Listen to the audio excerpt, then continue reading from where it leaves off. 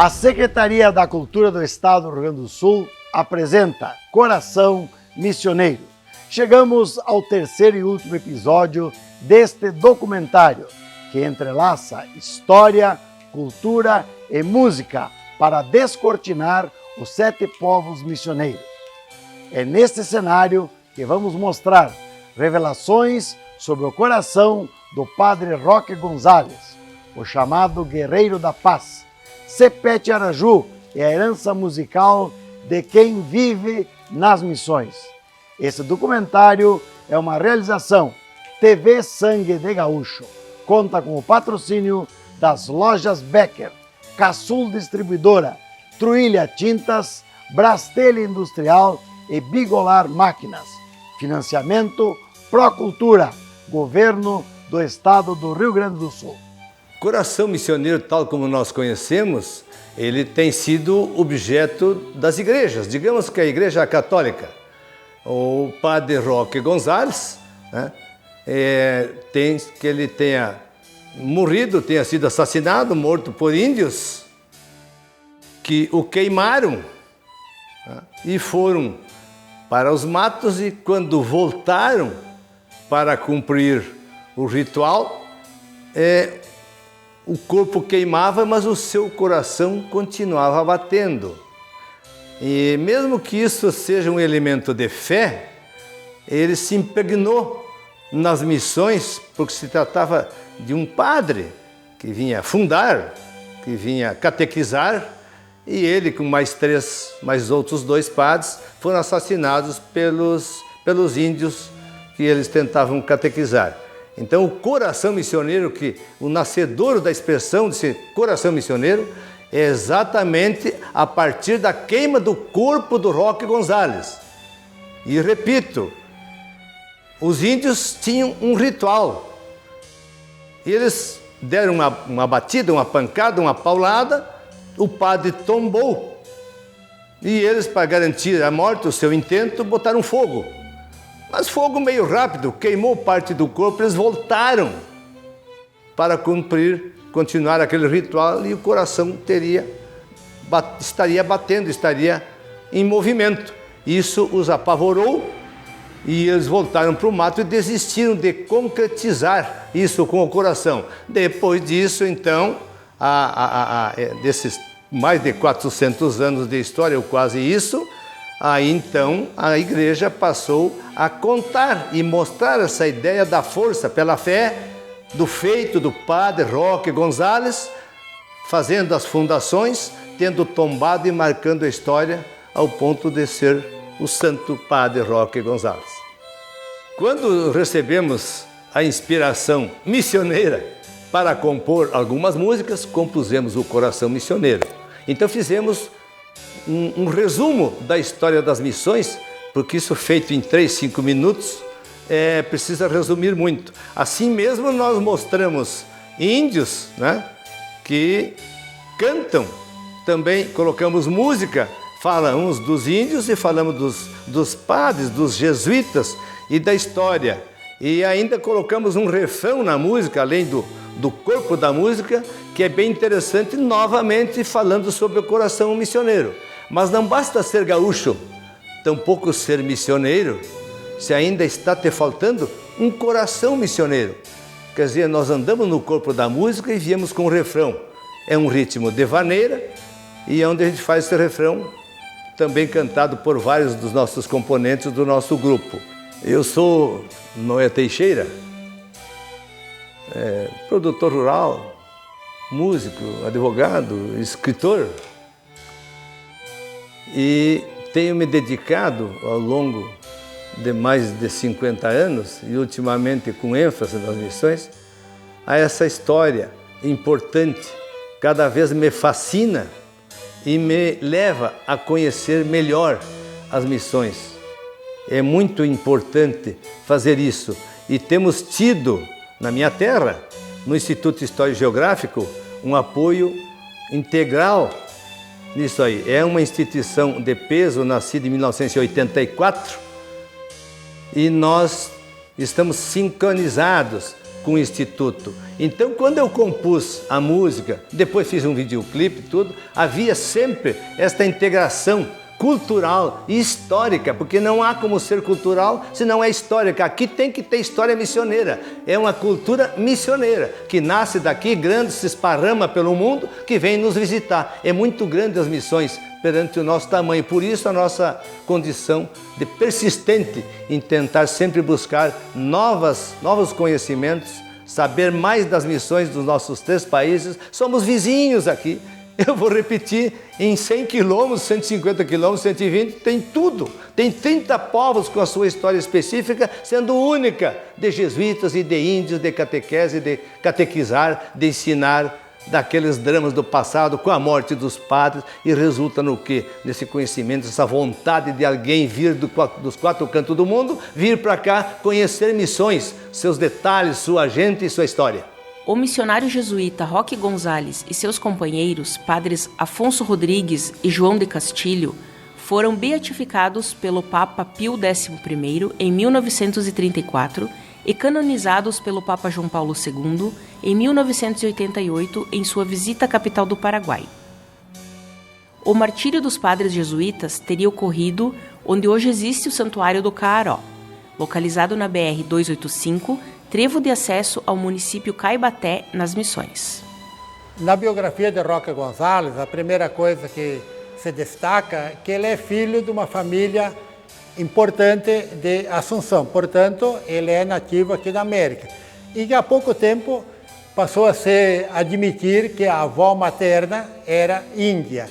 Então, desde criança, a língua materna em casa era o Guarani.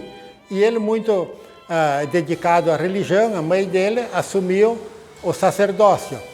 É bom dizer que Roque Gonzalez vivia em Assunção, à época que ele foi ordenado padre com apenas 22 anos de idade. Ele não teve todo aquele estudo, se nós compararmos com Afonso Rodrigues e João de Castilho. Então, uma breve guinada aí para dizer que Afonso Rodrigues nasceu na Espanha, era super inteligente, fez o curso em Córdoba, foi pedido a ele defender publicamente a tese dele de formatura. E João de Castilho era de origem humilde.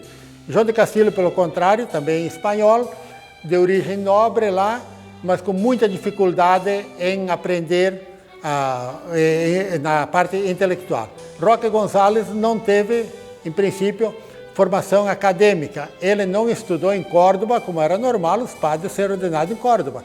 Inclusive, eu fui há pouco tempo para tirar essa dúvida que realmente Roque Gonzalez estava na família, ali em Assunção, quando o irmão de Hernandária visitava Assunção, era bispo de Tucumã e Hernandário, o governador, pediu para ordenar alguns padres. Então, Roque Gonzalez foi ordenado bastante jovem, tinha uma carreira promissória como padre diocesano, padre secular. Ele tinha sido designado para ser cura da diocese de Assunção, mas sentiu esse chamado para trabalhar nas missões.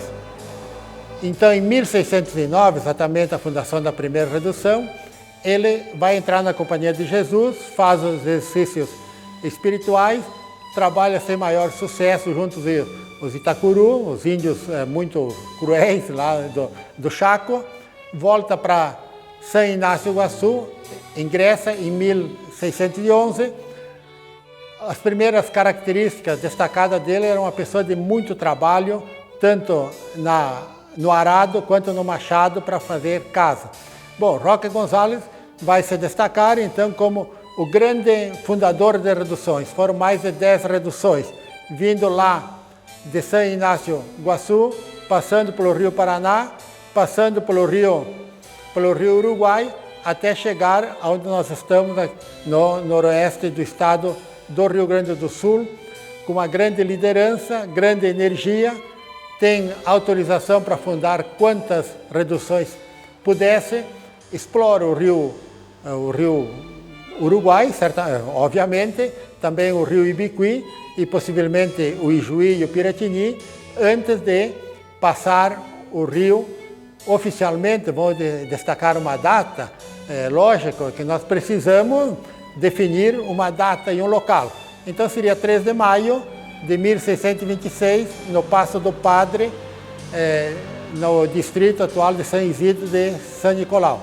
Roque Gonzalez funda São Nicolau, vem mais tarde funda Nossa Senhora da Candelária, isso em 1627. Em 1628, em 15 de agosto, fundou São João, aliás, Assunção de Juí, onde deixou o padre João de Castilho, e andou ainda pela região até em 1628, 1º de novembro, chegou na região de Caaró.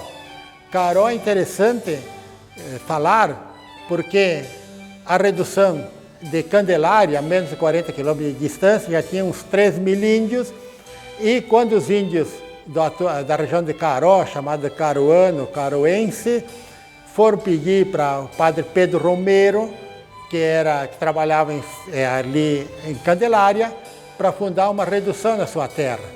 Padre Pedro Romero convidou para os caroenses ir morar junto com os índios de Candelária. Eles acharam melhor que um padre fosse morar lá no Caaró. Então, estando na região, chegando Roque Gonzalez, junto com João de Castilho e Afonso Rodrigues, eles ficam um tempo ali na Nossa Senhora Candelária. Inclusive tem registro que esses 3 padres, mais o padre Pedro Romero, em 1628, batizaram bem mais de 600 crianças aí em Candelária. Em Caaró começa a redução, o padre chega acompanhado de mais um padre e 3 jovens, traz 200 cunhas, 200 machados, e vai ter bastante adesão dos caciques. Nesses primeiros dias, eles se envolvem em construir a casa de moradia para ele, a capelinha, e quando ele estava amarrando o sino numa madeira, uma vara, para ser usado na nova redução, 1º de novembro, então dá por fundada a redução de todos os santos de Caaró. Em 1º de novembro e 15 de novembro a morte, e ali vem toda uma história bastante trágica, porque os índios matam o padre, os padres daí, Afonso e Roque, pela ordem de Nhesu, que queria matar todos os padres da região. Então, a decisão de Nhesu é muito falada, que foi uma resposta, vamos dizer, uma reação contra a pregação dos jesuítas em relação à poligamia e também a questão da espiritualidade. Quanto à poligamia, os índios já eram monogâmicos, com exceção dos caciques. Quanto à espiritualidade, não havia lá muita diferença. Realmente o que aconteceu é que vários caciques abandonavam o comando de Nhesu e passavam para o lado dos padres. Então foi uma disputa política onde Roque Gonzalez conseguia fazer com que muitos índios caciques fossem para as reduções. Tanto é que no dia da morte, Roque Gonzalez, no dia que ele morreu, mandou um bilhete para Pedro Romero, seu vizinho, aí, dizendo que se tivesse mais 500 machados, mais 500 famílias viriam para a redução. Bom, a morte foi uma pancada de um Itaiçá, que é um machado de pedra, na nuca do padre Roque primeiro, depois foi morto o padre Afonso Rodrigues, e logo depois também um índio, que não era batizado, mas recebeu o batismo de sangue e ultimamente passou a ser chamado de adalto. Mortos os padres, toda aquela confusão, índios fiéis, que estavam aí, esses guri que vieram juntos, esses rapazinhos, usaram os cavalos para ir avisar o padre Pedro Romero do acontecido e também os padres de São Nicolau. No dia seguinte, quando os índios voltam para lá, o padre tinham jogado os corpos para no fogo, não tinham queimado, abriram o peito de Roque Gonzalez, tiraram o coração e jogaram no chão e também tentaram já queimar. Aí vem a história de que o coração de Roque González falou.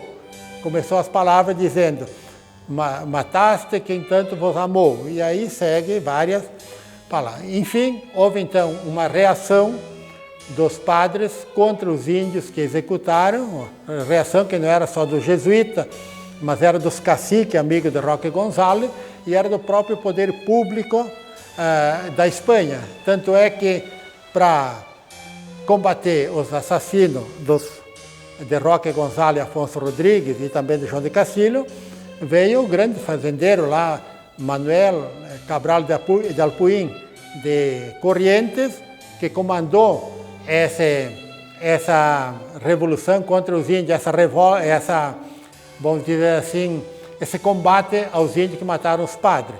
Tinha ali também o padre Pedro Romero, o irmão Bernard, que muito conhecido na área militar. Tinha cacique, o cacique Nicolás Nhangairu, lá de Concepción, inclusive o cacique Paulo Arapiçandu, filho do cacique que deu origem à redução de São Inácio. Estavam ali, foram mortos mais ou menos 200 índios, aproximadamente. O coração foi recolhido. Então, essa relíquia, o coração do Padre Roque González, nós podemos dizer que é uma das principais relíquias da Igreja Católica. Recolhido junto com os corpos, sem ser identificado, foi uma espécie de uma fronha. Quando chegaram esses corpos em Concepción, no outro lado do rio Uruguai, onde havia uma redução mais consolidada, no momento que foram observar os corpos para celebrações fúnebres, tinha um coração. Olharam de quem seria. Examinaram o peito de Roque González, não estava no peito de Roque. Então, guardaram numa caixa, ficou alguns anos aí, de 1628 até 1633, quando esse coração foi levado para Roma. Chegou lá em 1634. E lá foi, junto com o coração, na caixinha de madeira, foi um bilhete dizendo Roque González, morto, tal lugar. Foi identificado. Lá ele passa para outro invólucro, outra caixa, e vai para o depósito das relíquias da Igreja Católica, na Universidade Gregoriana, e fica praticamente 300 anos desconhecido seu paradeiro. E nesse período todo, a Companhia de Jesus, inclusive, foi extinta. Então, quando foi redescoberto o coração lá, começaram os trabalhos para a beatificação, que é um caminho para a santificação. Então, eles foram tornados beatos em 1934. Essa beatificação gera um movimento grande aqui na região missioneira do Rio Grande do Sul em favor de recordar a ação dele. E nesse ano, ainda o Carol não estava descoberto, não tinha sido. Então, esse evento, esse reconhecimento foi uma coisa assim muito especial. Os três beatos rio-grandenses, assim que chamavam, passaram a ser venerados na igreja do Rio Grande do Sul. Mas pensei eu, nem tanto quanto mereciam, principalmente Roque González, por seu coração ainda estar intacto. Então, quanto a falar, eu fico na dúvida, falou, não falou, mas foi registrado por 43 pessoas que ouviram e deram depoimento que ouviram o coração falar. Agora, o milagre está como um órgão humano jogado na terra, no calor, no frio, na umidade, vai permanecer sem se deteriorar. Aí volta o coração de Roma para Buenos Aires, vai ficar lá no Colégio del Salvador, Universidade del Salvador dos Jesuítas, e bem mais tarde ele retorna para a cidade onde ele nasceu, Assunção.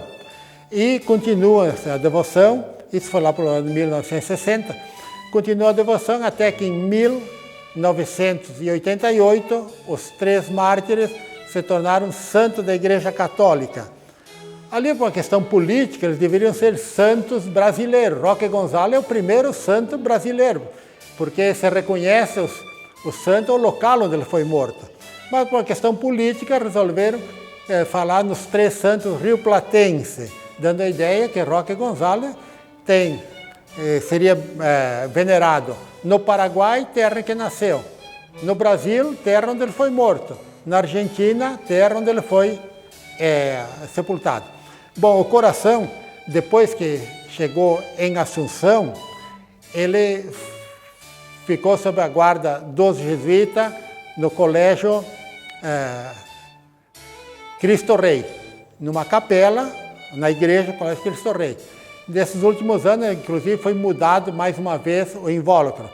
E lá está, sob a guarda dos jesuítas, mas tem alguns fragmentos desse coração que estão em relicários. O relicário que eu conheci primeiro foi na casa de uma descendente de uma irmã de Roque González na Argentina, a senhora Carmen Acunha. Tive a oportunidade de chegar na estância dela e, para mim, foi uma surpresa muito grande ver um relicário com fragmento do coração de Roque González. Essa família recebeu esse relicário da igreja porque, além do parentesco, ajudou em todo esse translado do coração de Buenos Aires para Assunção. Outro local que me surpreendeu muito quando eu pesquisava outro tema, lá da região central do estado, fui na Cartucha, uma ordem de monges, e lá conversando com o reitor dessa Cartucha, um monge, fomos conversar um pouquinho sobre a cruz missioneira, que uns dizem que é de Caravaca, outros dizem que é de Lorena, mas na verdade é a cruz de Caravaca. E falando sobre essa cruz, veio a história de Roque González, e para minha surpresa, no relicário, dentro dessa cartucha, desse mosteiro, o espaço ocupado pelo relicário de Roque González era do mesmo tamanho do espaço ocupado pelo relicário de São Bruno, que é o patrono dos cartuchos. E também aqui na redução, hoje no Santuário do Caró, tem um fragmento do coração de Roque González. Pelo que Roque González fez em defesa do povo humilde na época pela Igreja Católica, ele deveria ser melhor reconhecido e também na história. Então, nós estamos trabalhando já há tempo com a trilha dos Santos Mártires das Missões. Começamos lá em 2001 com foco em história. Vamos contar a história no meio do povo, fazer uma maneira diferente de trabalhar fora da sala de aula. A trilha hoje é considerada de patrimônio cultural e a minha ideia como professor de história é vamos focar a história. Mas como um padre me acompanhou, pegou um viés religioso. E o ambientalista também me acompanhou, o padre Eugênio, no caso o sacerdote, e o capitão Lisboa, da Brigada Militar, me acompanhou como ecologista, e a trilha Santos Mártires tem essas três dimensões: história, religiosidade e meio ambiente. E todos os anos nós promovemos 3 eventos que são regulares. Um em maio, a cavalo, lembrando toda a trajetória de Roque González, desde o Passo do Padre, São Nicolau, e todos os pontos interessantes dessa história do início da história das missões, vinculada a Roque González. Em outubro se faz de bicicleta, de bike, e em novembro a pé.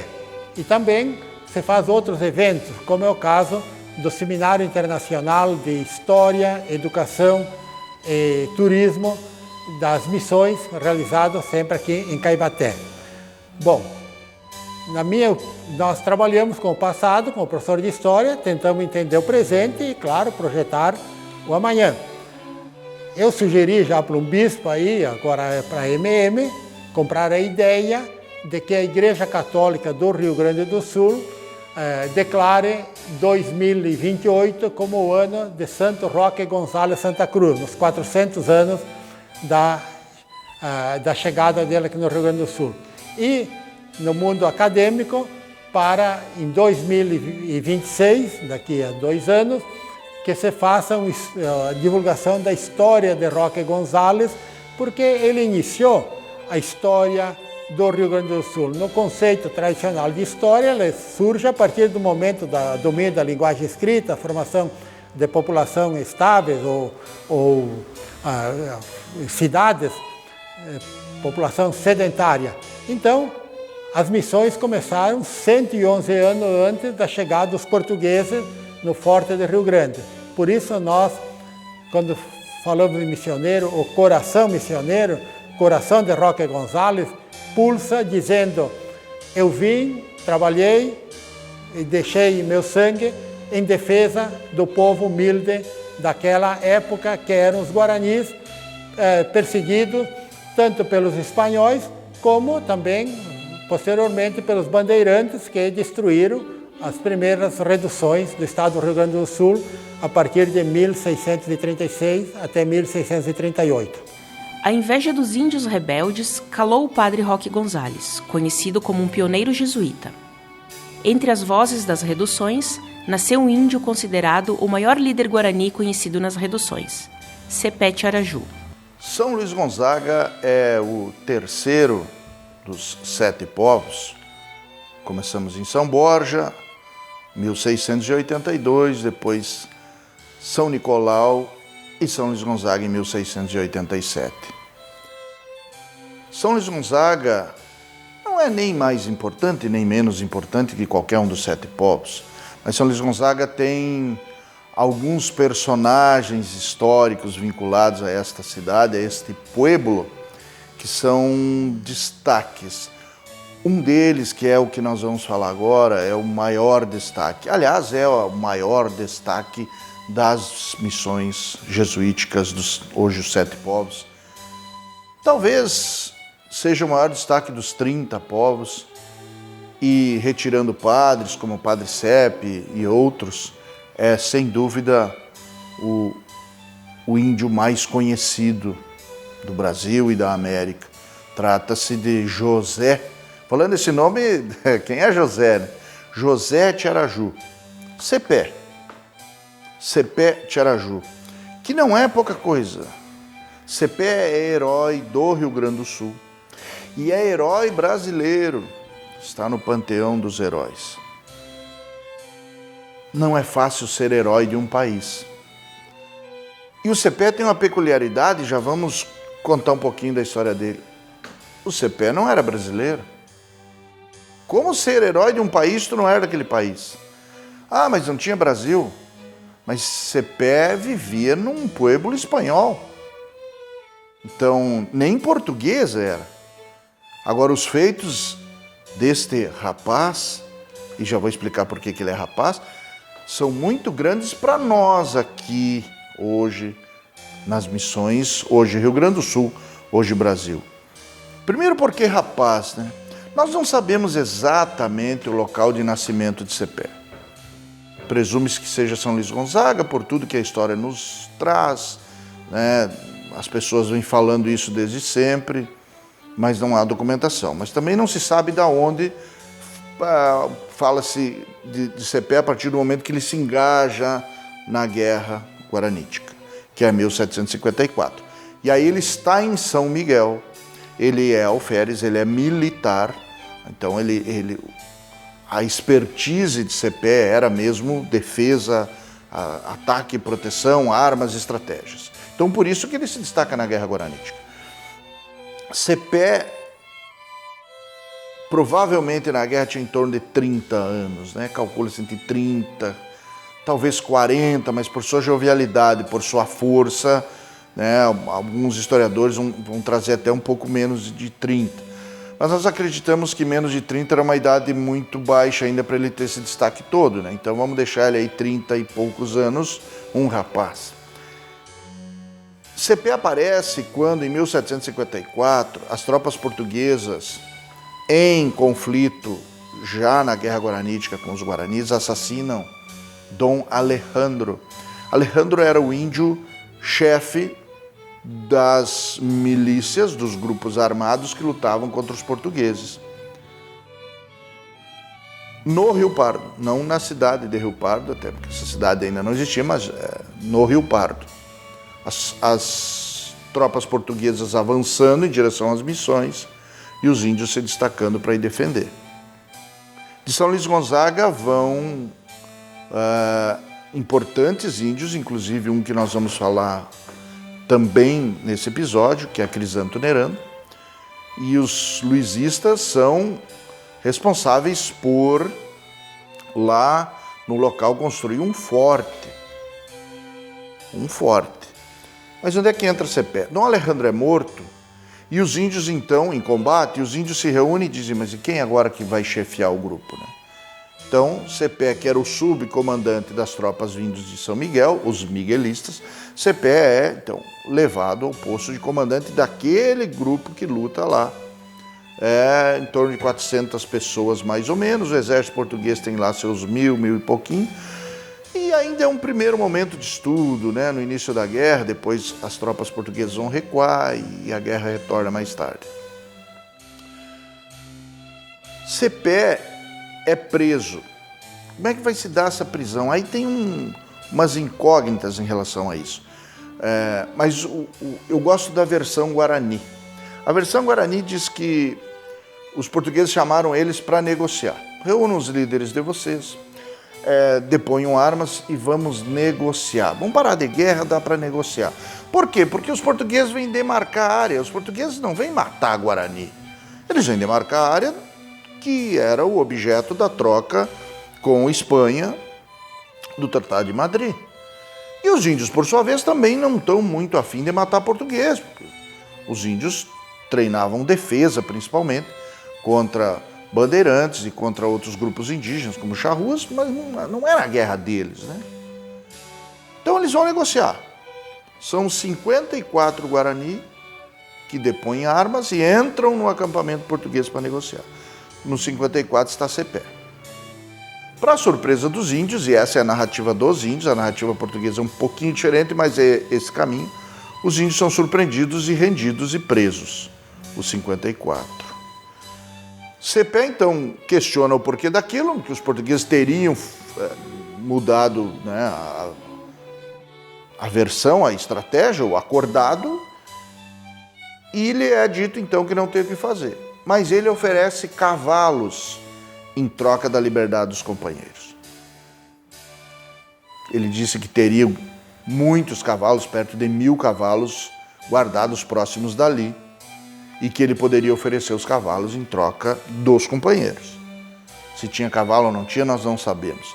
Fato é, então, que Cepé sai escoltado no início da noite por guardas portugueses e ele foge. Até hoje, ainda hoje, a fuga de Cepé é um pouco estranha, né? Porque ele sai a cavalo, ele sai amarrado com as mãos para trás, o cavalo dele puxado, e daqui um pouco ele se desamarra, assume o comando do cavalo e foge desse grupo, né? Mas o fato é que ele realmente foge. Portugal e Espanha mudam a estratégia e resolvem então unir seus exércitos, e aí nós passamos de 3.000 homens. Por quê? Porque numa primeira tentativa de combate com os exércitos de Portugal e Espanha separados, não funcionou, eles não conseguiram. Eles não conseguiram invadir as missões. Por N motivos, porque encheu o rio, enfim, mas não deu. Eram poucos homens, não era objeto, eles não contavam com a reação de índios e acabou então que eles recuam para Rio Pardo e reconstroem essa caminhada, os exércitos unidos pelo sul do atual Rio Grande do Sul.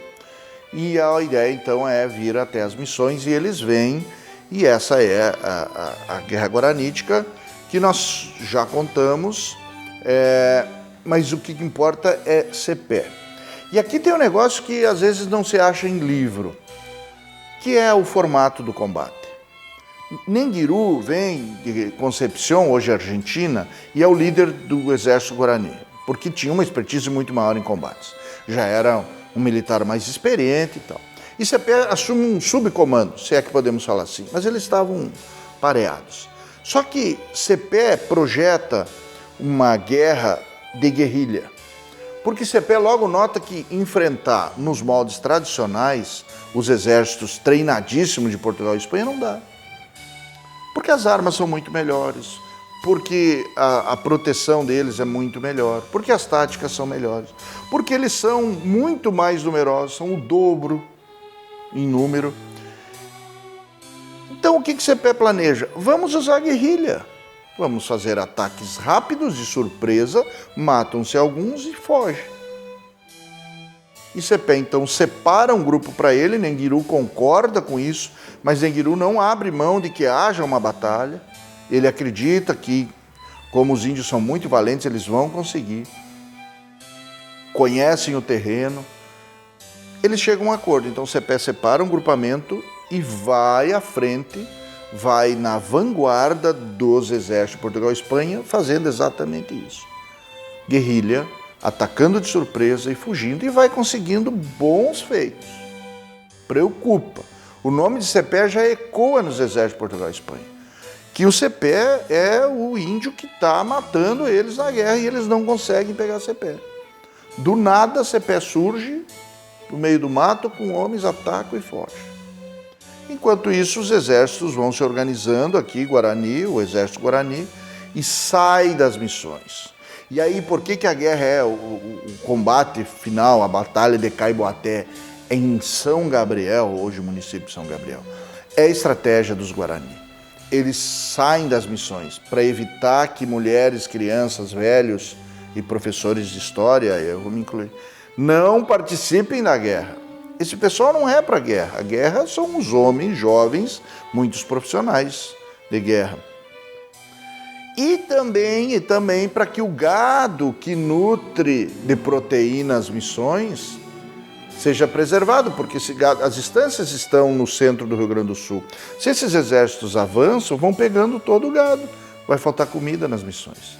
Então eles também pensam isso. Porque estrategicamente pensando, vamos esperar eles aqui. Mas não dá para esperar eles aqui. Os Guarani pensavam o quê? Vamos expor mulheres e crianças. E vamos principalmente ficar sem alimentação. Vamos pensar nos 7 povos, 30 mil pessoas. Como que alimenta 30 mil pessoas? Hoje parece fácil, eu vou no açougue, eu vou no supermercado, mas não tinha isso. Quanto eu preciso de carne para 30 mil pessoas por dia? E se a guerra toma a proporção de 1 ano, 2 anos, 3 anos? E se os portugueses e espanhóis cercam as missões e não deixam vir? Então, pensando nisso, eles se retiram e Cepé segue o seu trabalho de fazer ataque surpresa. Num desses ataques, Cepé vai perder a vida e a gente já sabe disso. O ataque é uma emboscada, eles deixam algum gado e uns soldados ali fazendo de conta que estavam descansando, enfim, desatentos. Os homens de Cepé notam aquilo e chamam ele, então, olha, aqui tá bom para atacar, a gente vai pegar esse gado aqui e vai poder, o inimigo, então, atacar o inimigo. Cepé ataca, só que quando ele ataca esse pequeno grupo, sai da mata um grande grupo português. Não temos números, tá? Não temos números, mas calcula-se assim, coisa de uma centena de homens saindo de surpresa da mata. E Cepé, com essas dezenas de homens que tinha feito o ataque, é surpreendido. Então, não dá para conflitar, vão perder, eles resolvem fugir. Na fuga, o destino reservou para Cepé um buraco, possivelmente de tatu. É isso que está escrito, inclusive, nos diários portugueses, tem documento. O cavalo dele cai, ele consegue ainda levantar, mas na hora do combate ele é atingido com uma lança e depois com um disparo de arma de fogo. Como que sabemos que é Cepé? Primeiro porque ele trazia no cavalo com ele duas correspondências para Cepé. 2 correspondências dos padres para Cepé. Então, é Cepé. Não basta isso, assim que os índios fogem e notam que o grande líder não veio, uma comitiva de guaranis vai até o exército português pedir o corpo de Cepé. As narrativas portuguesas dos homens de Gomes Freire mostram que houve uma gigantesca comoção dos guaranis e que naquela noite eles passaram a noite toda com cânticos fúnebres e muito choro e que eles ouviam o lamento dos índios pela perda de Cepé, que àquela altura, no intervalo entre os combates da guerra, havia sido então eleito corregedor de São Miguel. Corregedor é o prefeito. Imagina um prefeito, que é juiz e que é presidente da Câmara de Vereadores. O corregedor seria o cargo máximo de um índio num pueblo das Missões. Então o Cepé naquele momento tomba pouquíssimos dias depois, há o grande confronto na Batalha de Caiboaté, aonde os exércitos Portugal e Espanha vão enfrentar o exército Guarani. E aí não tinha muito o que fazer, né? Dura 1h30 a batalha, Cepé tinha razão. É um massacre, a gente chama de massacre, né? Porque não tem como. E hoje se aventa uma segunda possibilidade que seria o que nós temos. Seria uma proposta de Cepé, algo que hoje pensa-se que talvez desse certo. O que Cepé pensava? Cepé pensava em retardar os combates, não lutar. Porque Cepé era um homem à frente do seu tempo e ele sabia que essa coisa de Portugal e Espanha era muito tênue e que daqui a um pouco eles não iam mais querer os Sete Povos. E a ideia de Cepé era esperar em cima do monte. Em cima do monte. Então tem que subir o Planalto para chegar nos Sete Povos das Missões. Vai subir, né? Para entender, tem Santa Maria da Boca do Monte. O que é a Boca do Monte? É o monte, né? A gente vem no Rio Grande do Sul e encontra um Planalto. E aí encontra o Planalto, tem que subir esse Planalto. Cepé calculou o quê? Para subir o Planalto vão levar alguns dias, com muita dificuldade para subir canhão, para subir arma, para subir mantimento. E aí, nesse momento, os Guarani atacariam de cima, jogando pedra, lança, flecha, impedindo essa subida e retardando a chegada de portugueses e espanhóis nos Sete Povos, até que os próprios países, as metrópoles Portugal e Espanha, resolvessem não querer mais. E que, de fato, depois não quiseram mais, né? Cepé tinha razão nisso, se isso é real. Por quê? Porque depois que eles ocuparam as missões, foram embora, deixaram tudo de novo e o Tratado de Madrid foi anulado. Ficou tudo como estava. Então, talvez Cepé teria profetizado que, se retardassem essa chegada por meses, ou por um ano, ou por anos, os exércitos voltariam e os Sete Povos permaneceriam. Até quando? Não sabemos. Mas, depois disso, este é o homem Cepé. Hoje nós temos o mito Cepé, e Cepé, inclusive, a Igreja Católica já há um processo de aceitação de Cepé, a possibilidade de ele ser um santo. Tem uma cidade chamada São Cepé, né? Não é pouca coisa. Cepé se tornou referência hoje para muita gente, e não só para os Guarani. Esta terra tem dono, que é uma frase atribuída a ele, mas que há também alguns indícios que é uma frase anterior, mas se ele disse ou não disse isso, esta terra tem dono e não foi dada por Deus, etc., ela serve hoje para muita coisa. E Cepé hoje serve ainda como guia para povos guaranis, para nós missioneiros, para os gaúchos e brasileiros, porque Cepé é um herói desse povo todo. E bem ou mal, o que resta? Resta lutar. Lutar por aquilo que acredita. Cepé lutou, perdeu a vida, mas o legado continua. As missões cada vez mais são estudadas, vistas e lembradas. E Cepé, quer esteja onde esteja, ele deve estar sorrindo nessa hora. O espírito guerreiro de padres e guaranis era embalado pela vocação cultural que está intimamente ligada à música. A produção de instrumentos musicais que eram exportados para todo o mundo. Grandes padres, músicos vieram da Europa para construir os instrumentos musicais e ensinar. Então tivemos o grande centro de formação de músicos em Japejú. Um dos padres que mais se destacou foi Antônio Sepe e construiu a harpa, adequou a harpa, que é um instrumento milenar, para o tamanho dos índios. É interessante notar isso, né? O índio, o tamanho físico é menor que o branco, então as harpas ficaram menor em função de adaptação. A mesma coisa aqui, dá para dizer que o órgão melhor que tocou na América foi feito por Antônio Sepe. E eles substituíam a madeira, que seria metal, não tendo metal, fazia com chapa de madeira, como foi o caso dos primeiros órgãos de alta qualidade. Então a música teve todo esse significado, teve vários mestres em música, tanto índios quanto sacerdotes.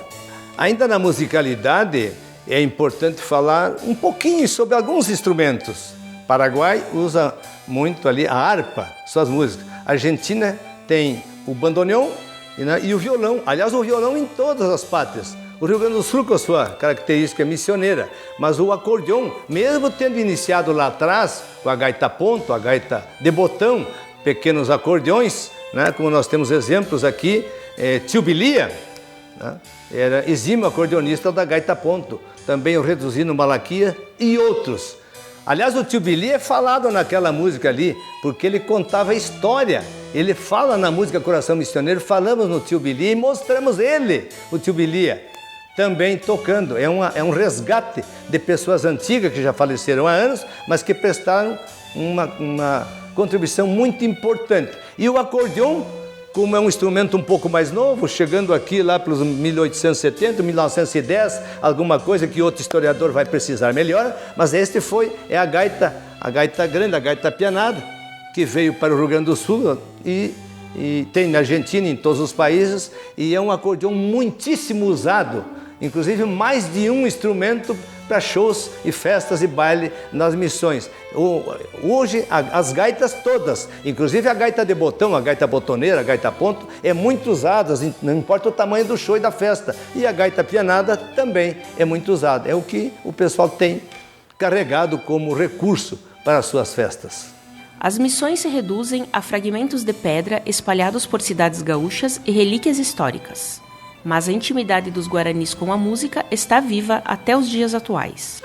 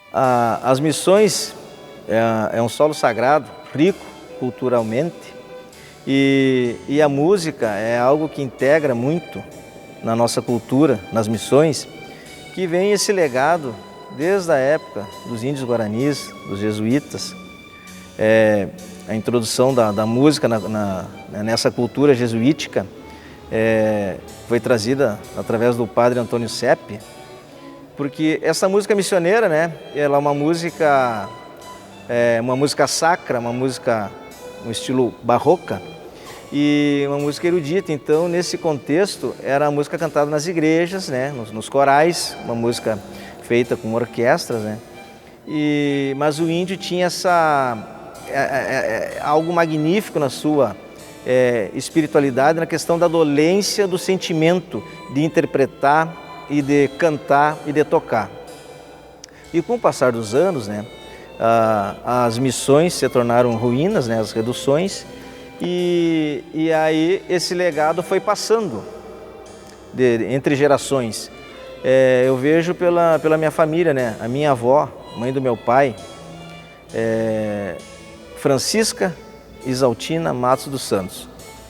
Ela tocava gaita, tocava uma gaitinha de 8 socos, uma gaitinha de 8 baixo. E quando ela, grávida do meu pai, ela batia na barriga e dizia: esse aqui vai tocar gaita. E o meu avô, pai do meu pai, era professor no Itacurubi. E o meu avô era produtor rural, né, agropecuarista, ele criava um gado ali. Então, quando meu avô vinha das lidas do campo também, ele chegava em casa, sentava numa varanda, a minha avó aquecia água para o chimarrão e o meu avô pedia para ela tocar. E ela tocava, pegava a gaitinha no 8 baixo, ficava tocando uma polca, uma rancheira, uma vaneira, um shot. E os filhos menores em volta ali ouvindo, né? E o meu avô, entre uma cuia de chimarrão e outra com a minha avó, ficava ouvindo as músicas da minha avó. E o meu pai nasceu nesse ambiente, se criou nesse ambiente e trouxe esse legado, começou a tocar também. Aí ele trabalhou como caixeiro viajante pelas missões e a Santa Rosa, enfim, todo esse Alto Uruguai. E nas missões. E aqui em São Luís Gonzaga começou a ter um elo de amizade muito grande. E ele que tocava quando rapazote, depois foi servir o quartel e foi ter a sua atividade com vendas, a sua atividade no setor também de imobiliária, ele parou, se ausentou um pouco da gaita. E aqui em São Luís Gonzaga ele voltou a tocar gaita, trazendo esse legado. E tinha um bolicho, ele fundou um bolicho aqui em São Luís Gonzaga, né, o bolicho do Chico Salles. E eu me criei nesse ambiente, nesse bolicho, que era um ambiente, eu acho que mais musiqueiro do que bolicheiro, vamos dizer assim. E eu ficava do lado de trás do balcão e eu me lembro que a minha testa, né, eu tinha que ficar na ponta dos pés para olhar do lado de lá do balcão, vendo todo mundo tocar violão, tocar gaita, cantar, declamar poesia, trovar, e aquilo me encantava. E eu tinha 4, 5 anos de idade. Então, nesse ambiente, né, eu me imaginava, quando crescesse, estar do lado de lá do balcão, mas não para tomar um trago, mas para dedilhar uma acordeona e estar fazendo música com aquelas pessoas que conviviam naquele ambiente musical ali, amigos do meu pai. E com 6 anos eu comecei a dar minhas primeiras dedilhadas de gaita, meu pai me passou aquilo ali, então veio esse legado da minha avó para o meu pai, do meu pai para mim, e que eu tento passar alguma coisa para os meus filhos. E devido a isso que São Luís Gonzaga tem tanto essas famílias musicais, desses encontros, porque aqui é um local onde se conversa, se encontra na praça, se bate um papo, onde se faz serenata nos aniversários dos amigos, é um local onde o pessoal se reúne para fazer um assado e tocar uma gaita, tocar um violão. Então se respira, se vive música. E talvez esses encontros musicais venham desde a época dos jesuítas. E o diferencial dos missioneiros de tocar, eu acho que está aqui dentro. Está no sentimento, está no coração, na forma de se expressar, através da sua música, de um acordeon, dos acordes de um violão, ou através do seu canto, ou no formato de escrever, de dizer algo, né? É muito com o coração, com esse sentimento, com essa dolência, com essa ternura que a gente herdou desse legado dos guaranis. A nossa agrupação folclórica, completando este ano 14 anos de uma trajetória de dança, de cultura, de folclore. E a nossa agrupação folclórica é composta, a fundamentação dela, a parte basilar dela, é pelos irmãos Bassani, que são um grupo de irmãos, nós somos 4 irmãos, que agregamos na época os nossos amigos, colegas de outras entidades, porque tivemos essa vivência cultural nas entidades tradicionalistas aqui do nosso município de São Luís Gonzaga. tivemos uma experiência de dança nas invernadas da entidade do DN, Carlos Bastos do Prado, do CTG Galpão de Estância.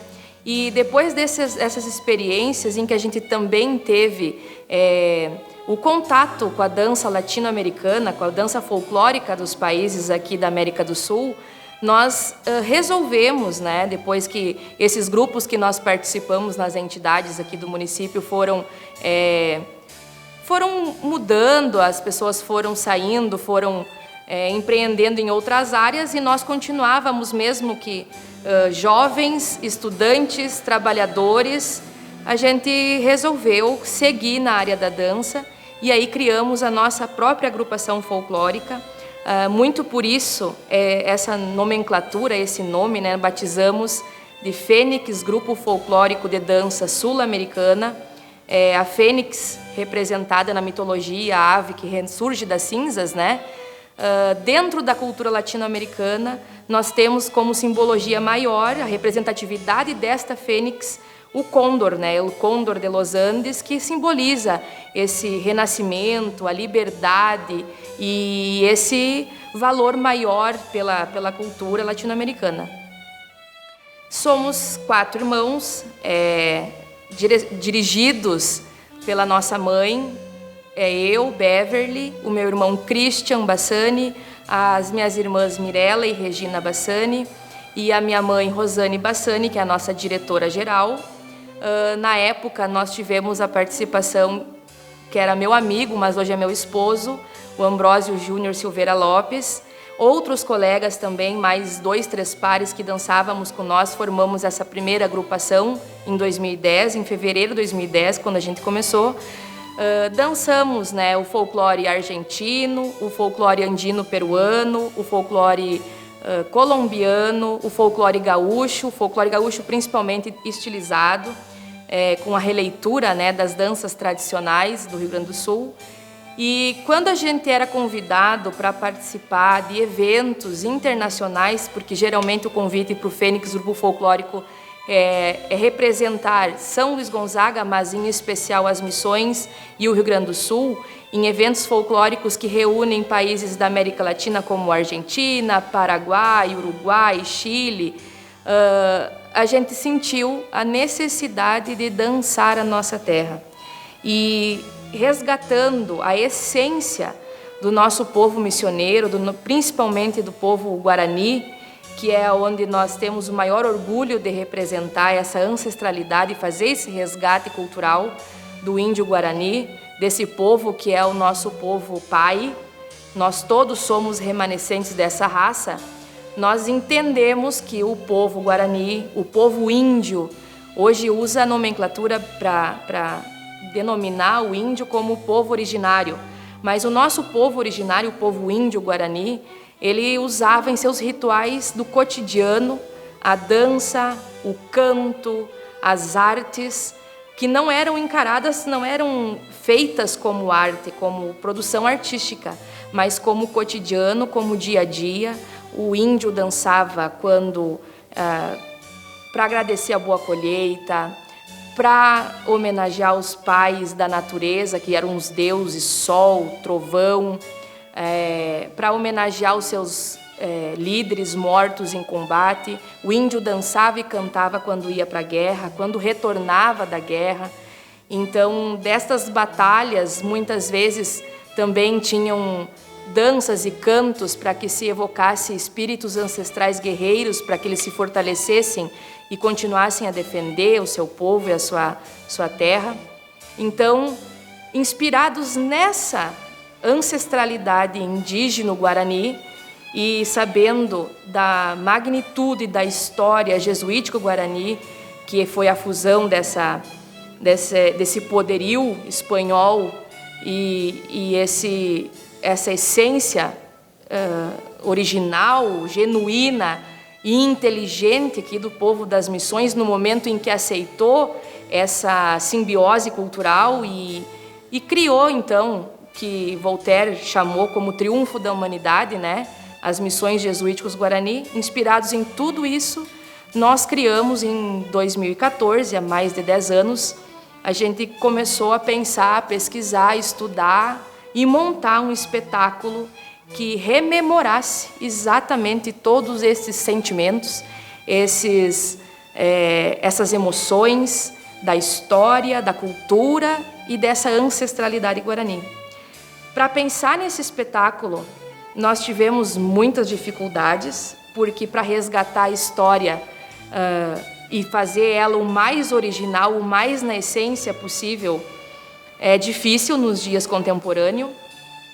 Começamos que o índio, o Guarani, o nosso povo, tem a nudez, né? Antes da catequização, antes das imposições europeias, né? Da civilização, as vestes eram as vestes daquilo que eles usavam, dos couros dos animais que tinham na região, as penas, os ornamentos, os adereços. Então, para a gente fazer esse resgate da nudez e representar isso de uma forma que a gente pudesse participar desses eventos que nos chamavam.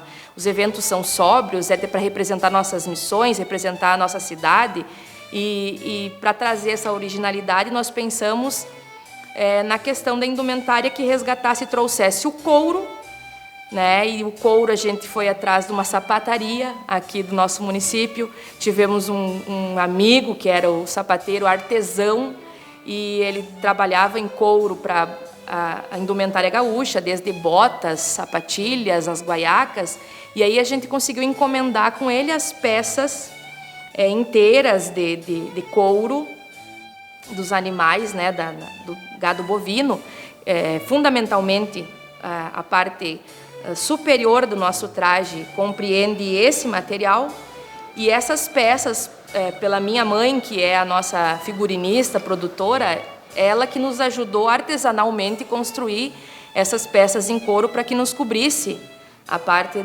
superior do corpo aqui do tórax, tanto dos índios Guarani, dos homens, né, dos bailarinos.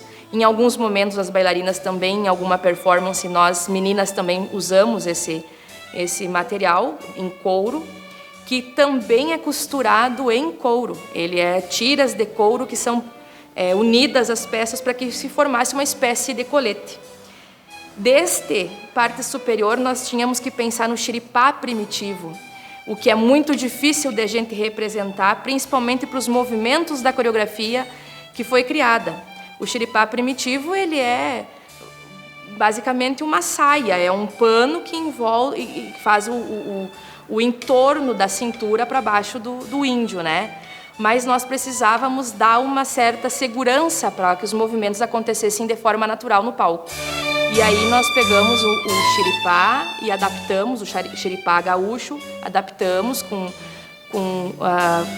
juta, usamos os tecidos de juta para dar uma impressão assim no palco de coisa rudimentar, de coisa mais rudimentar e rústica, para que ficasse essa impressão da indumentária.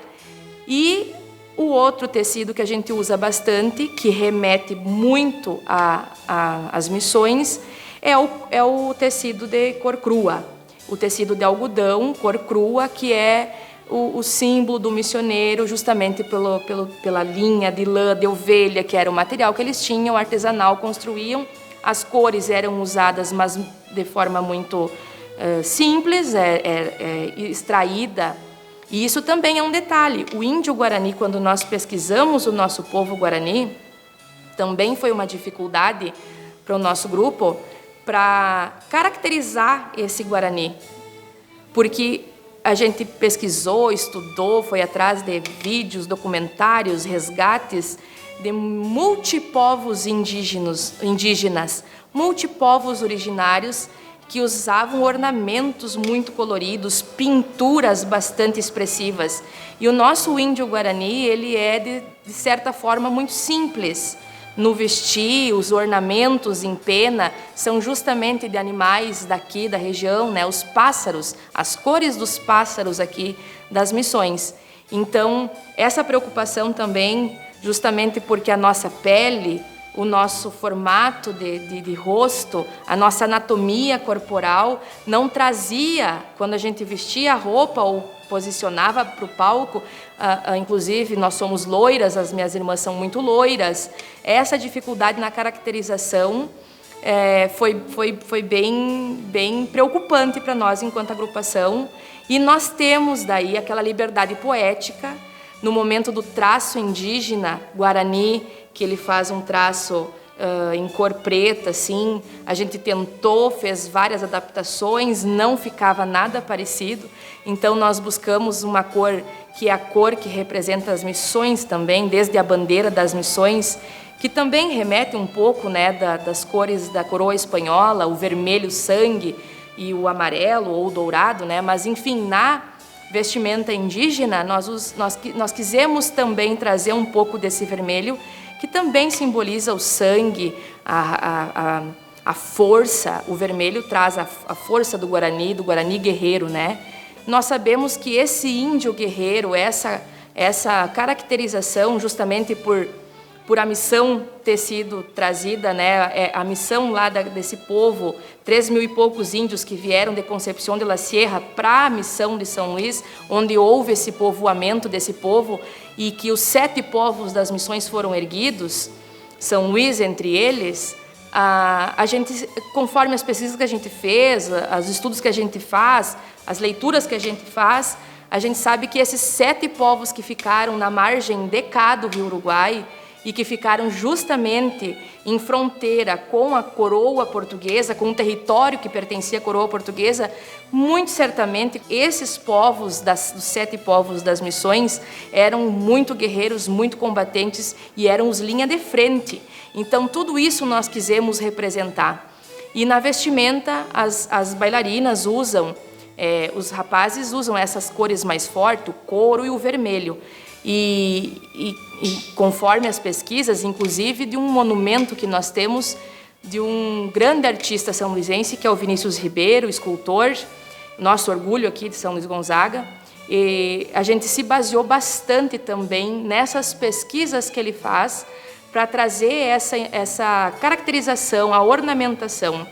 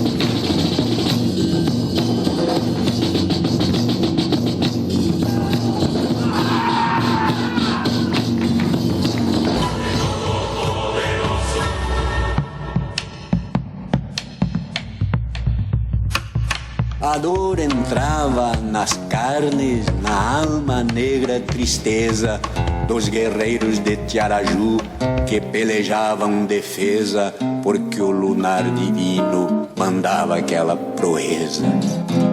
E já rodavam ginetes sobre os corpos dos infantes das 7 santas missões, que pareciam gigantes na peleja, tão sozinhos, na morte tão confiantes.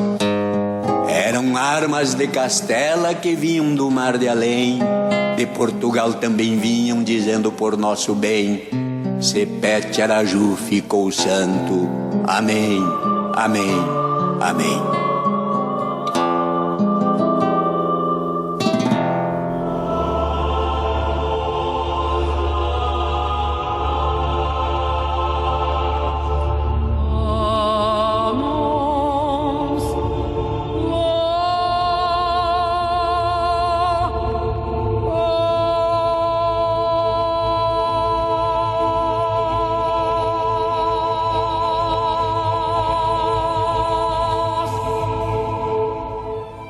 Poderíamos dizer em poucas palavras que a música, tal como veio da Europa, embora tenha encontrado aqui também sinais de música do índio, mas como nós conhecemos, a música e partitura veio através dos jesuítas para este pedaço de chão aqui. É a música barroca, clássica barroca. Depois vieram acontecendo adaptações e cada região conserva o seu estilo meio regional ou micro-regional. Por exemplo, nós temos na Argentina o forte é o chamamé. Nem vou falar em outros gêneros em outras partes do país. No Rio Grande do Sul nós temos muito aqui a vaneira e o shot, mas fora os ritmos, entendeu? Ela tende a buscar missioneira. E o pessoal tem usado, não sei se corretamente, do ponto de vista histórico e técnico, a expressão música missioneira. Porque música missioneira seria uma coisa, e música das missões era diferente. Porque música das missões é missioneira não tocada nas missões. E música missioneira está amarrada ao barroco, que outras pessoas com maior conhecimento poderão trabalhar nesse assunto. Mas é muito importante e também não dá para esquecer que a musicalidade está muito ampla e faz com que os profissionais da musicalidade, da música, são profissionais e está dizendo profissão, tem que trabalhar, tem que ganhar. Então eles tocam aquilo que é sucesso no momento, sendo ou não bem ou menos missioneiro. Então, mas serve de inspiração. Isso que é muito importante. Serve de inspiração, e esta integração do Rio Grande do Sul com a Argentina e o Paraguai é intensa, com o chamamé, com a polca paraguaia, com as músicas do Rio Grande do Sul, tocam lá e cá com pequenas diferenças, guardando este pedaço de mundo. Então há uma relação, uma interatividade entre as pessoas que trabalham com música, com seus shows, com suas letras, com suas criatividades, e esparramando música neste mundo que nós conhecemos um pouco.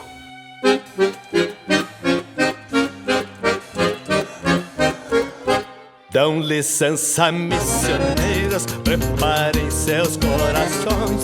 Vou falar de um sentimento que nasceu nas reduções, atraindo muitas almas de quem gosta das missões. Antes choque de cultura entre o índio e o jesuíta, mas a paz foi vencedora numa história que é bendita. As missões têm alma pura e a fé que ela acredita. Mas não basta ser gaúcho, tampouco ser brasileiro, se ainda está te faltando um coração missioneiro. Mas não basta ser gaúcho, tampouco ser brasileiro, se ainda está te faltando um coração missioneiro.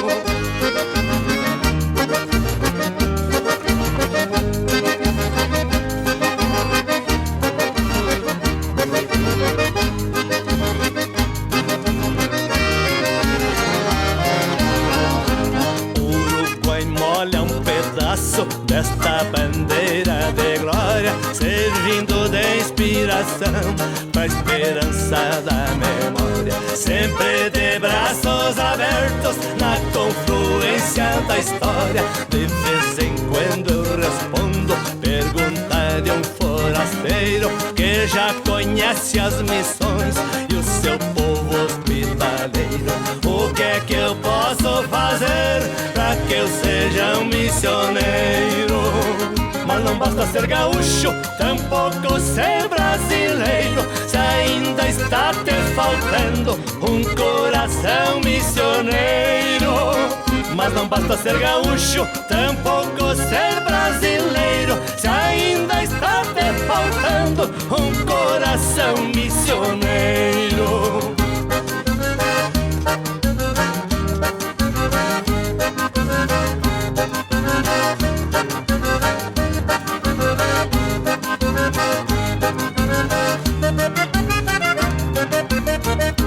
Desolado então se queixa, esse aqui não foi gerado. Como fica a procedência se nascer longe no estado?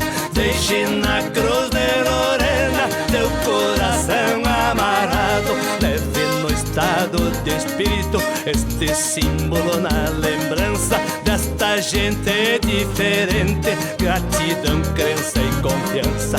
Carregue a cruz de Lorena, missioneira na esperança.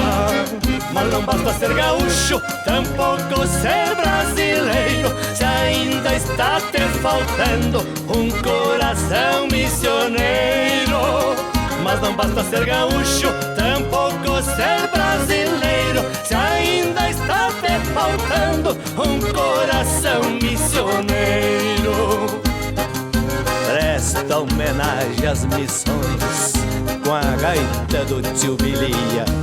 O Arnóbio me disse um dia: que façanha, meu parceiro, viva o Rio Grande e os gaiteiros. É o nosso abraço que vai desta homenagem a meu pai, com coração missioneiro.